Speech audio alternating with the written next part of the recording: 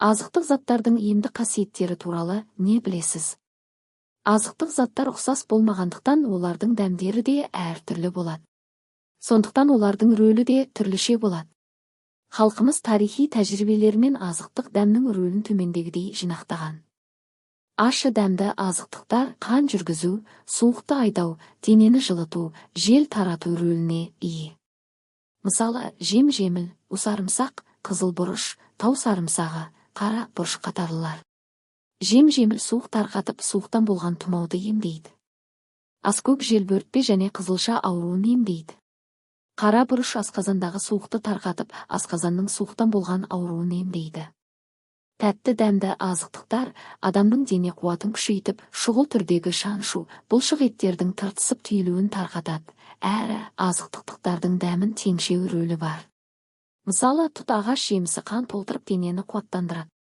Жүзім қанды нәрлендіріп, сіңір сүйектерді бекемдейді. Бал өкпені нәрлендіріп, ішекті майдалап әлсіздіктен айықтырады. Әрі әртүрлі дәмдерді теңшейді. Жүрек аурулары мен іш ауруларына ем болады. Қышқыл дәмді азықтықтар анар, қара өрік ішекті тұтқырландырып қуырады. Ішті қатырады. Долана жемісі іш уытын тиіп, ішекті майдалайды, жөтелді басады. Шабдалы әлсіздік терінен айықтырып, адамды сергітеді. Ақшұғыны қанды қуаттандырып, иіңді қуырады. Бауырды жұмсартып, ауырғанын басады, етеккірді қалыпқа келтіреді. Кермек дәмді азықтықтар уытты қайтарып, ыстықты басады. Өкпе, жүрек, бүйректегі ыстықты қайтарады. Дымқылдықты құрғатып, жалынды қайтарады. Мысалы, балдыркөк ішті тиіп, бауырдың ыстығын қайтарып, бастың ауруымен бас айланып, жүрек лобылын емдейді. Қант қызылшасы ыстықты басып, уытты қайтарады. Онымен балалардағы жел бөрткен, қарамық, қызылша ауруын емдейді. Иісті үйеңкі дымқылдықты құрғатып, асқазанды жақсылап, дизентерияны емдеуге қолданылады.